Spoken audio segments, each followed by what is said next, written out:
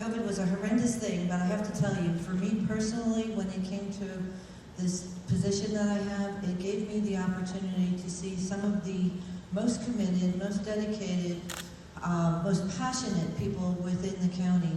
Within 3 days of the shutdowns and everything, we were on weekly calls with your city economic development practitioners. Jerry Mays is here, he's one of them. And we were working out ways that we could try to help the businesses to get through the hurdles.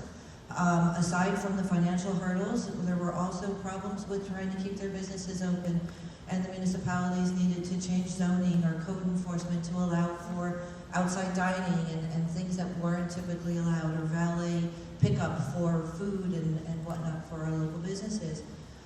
Through that, we also put together through the county council, we put together the COVID grant, the small business grant, where all of the municipalities and the county worked through the programs. And it was such an eye-opening experience. So we've got 15,000, I was going to say over 14, but over 15,000 businesses now in our community. And many of them reached out for the grants that we were offering.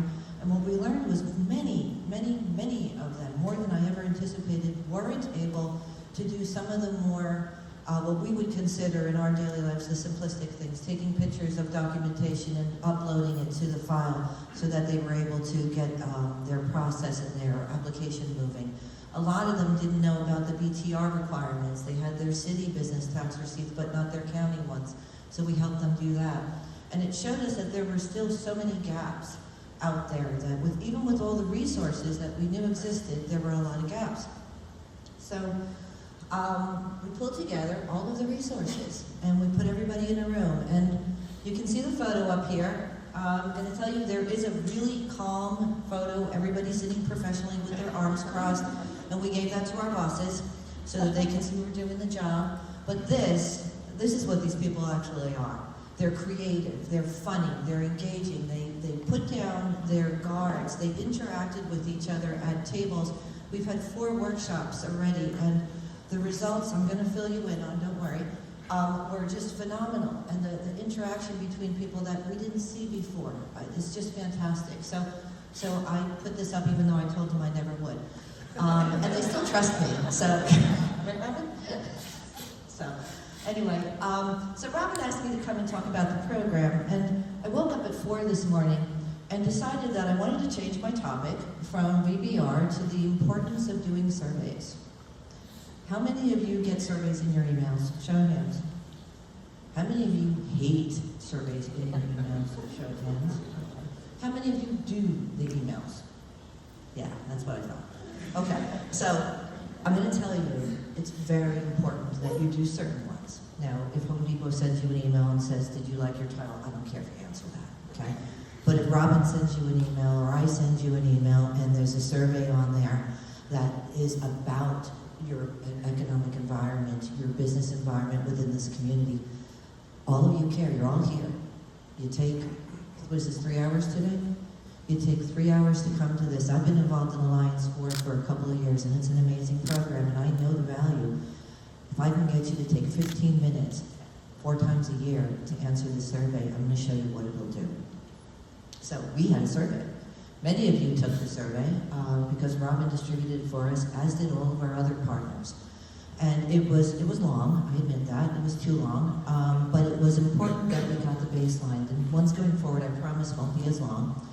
But as a result, in 4 months, we were able to reach nearly 500 of our stakeholders and our businesses within the community.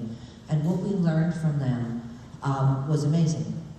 We used that data then to put our programs in place. And one of the things that we made a point to do was let those businesses that responded to the survey see the results. This flyer went out to everybody who participated. So to some of you, it may look familiar. To the rest of you, shame on you. But I'm going to tell you what we learned and what we've done. So we had 486 participants. The data was synthesized. We promised the stakeholders, who provide services, that we'd bring them back and show them the results. So we brought them back into a room, and that was the first picture that you saw there, to talk about the survey. Why do we do it, and what were the results? And we do it because we really do want to hear. And I know most surveys, people answer and they think it goes on a shelf. Doesn't happen here. It's like strategic plans. I don't believe in strategic plans anymore because everybody thinks they go on a shelf and they collect dust. We don't make a plan and walk away. This program is an ongoing, right now it's bi-monthly, it's going to be quarterly eventually once we get all our ducks in a row, but it'll be ongoing and it'll be responsive to the surveys that I know you're all going to do for me. So the first survey, the results we got were 3 topics came out on the right up top, the low-hanging fruit that we needed to address. Awareness of resources. 32% of our businesses looked for services, couldn't find them. And many of our stakeholders who provide the services didn't know what the other stakeholders provided. And that's a gap, right?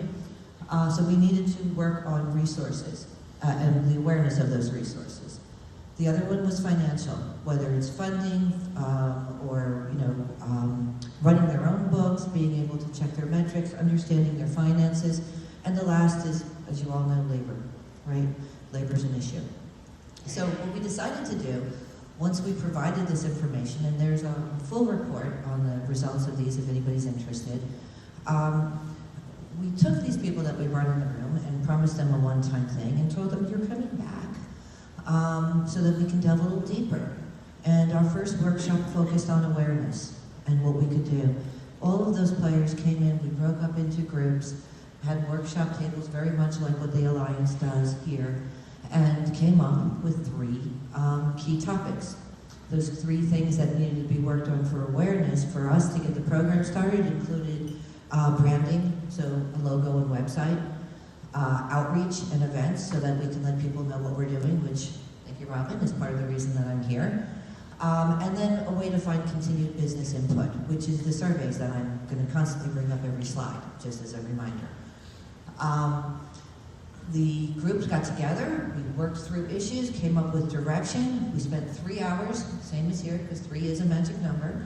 And we came up with 3 teams that volunteered.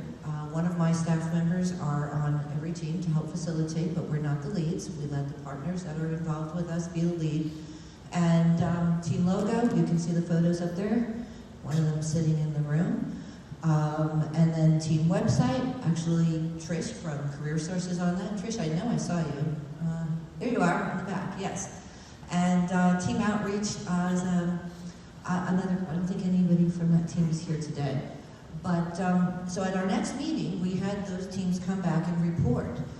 The team logo, within a couple of weeks, put together a competition that was only open to Volusia County businesses that were registered businesses to propose a logo and a brand for the organization. The prize for that is $500 cash from our office. We're going to feature them in our Economic Quarterly, which if you aren't receiving, please go on our website and register. And they are going to get an opportunity to be recognized at our quarterly breakfasts that we hold.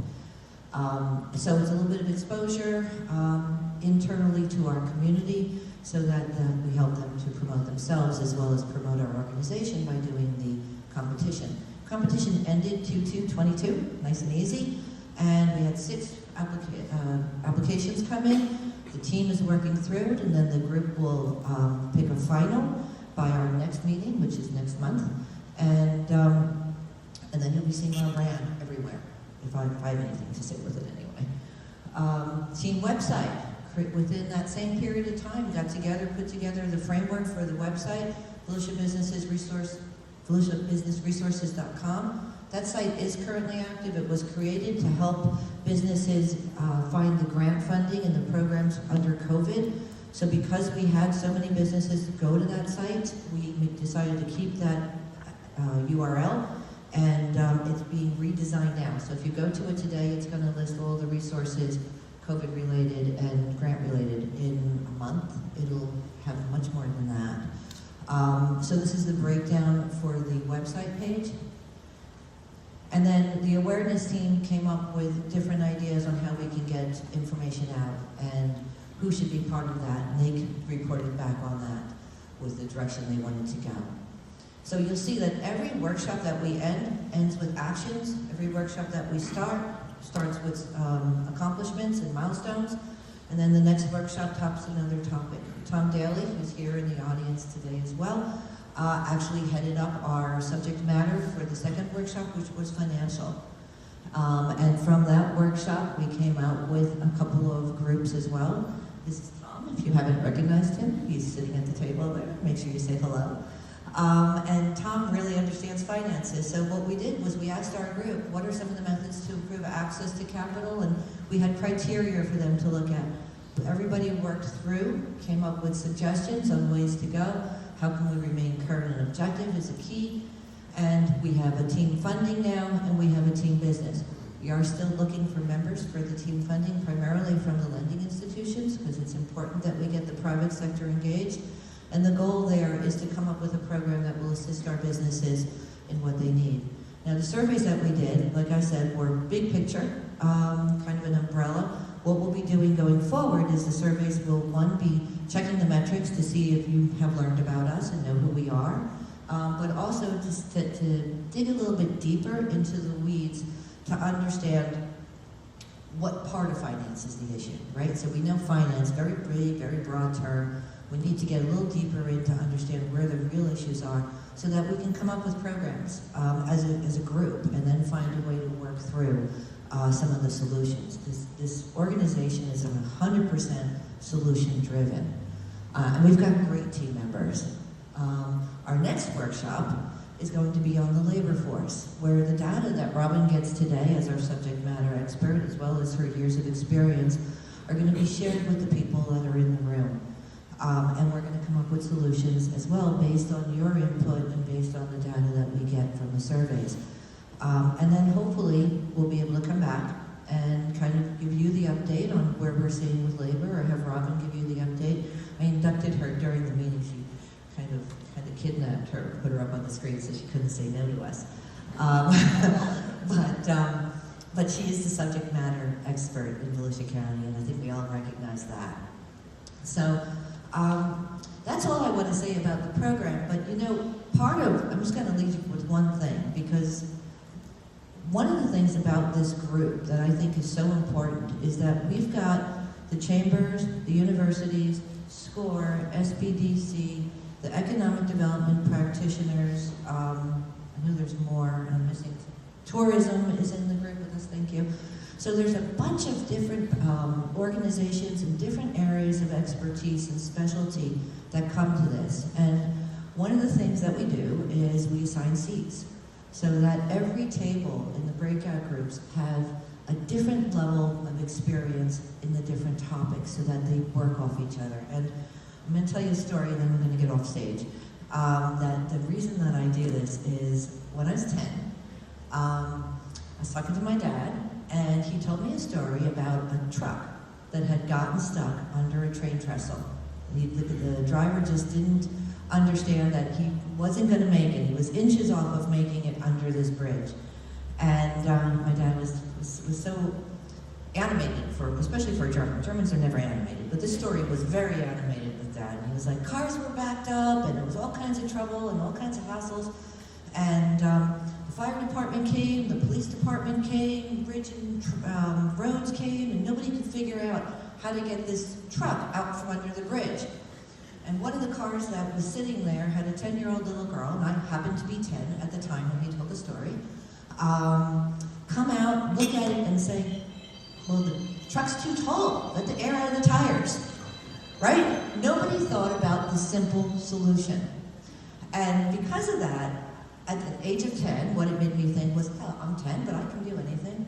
But today, what it makes me think about is not looking at the ordinary, the normal, the things that we do day to day, having a fresh perspective, not knowing what we don't know and what we can't do is what makes our programs great. And that's the difference with this group. I mean, we have people in there that, last meeting, there were so many that didn't understand finance when they came in the door. But when they left, they had perspective, they had ideas, they had direction. And the more information we share with each other, the more transparent we are with each other, the better our community will be as a whole. So I'm going to leave you with that, because that's what this organization, this group today is all about, is sharing your knowledge, interacting with each other, and helping the county do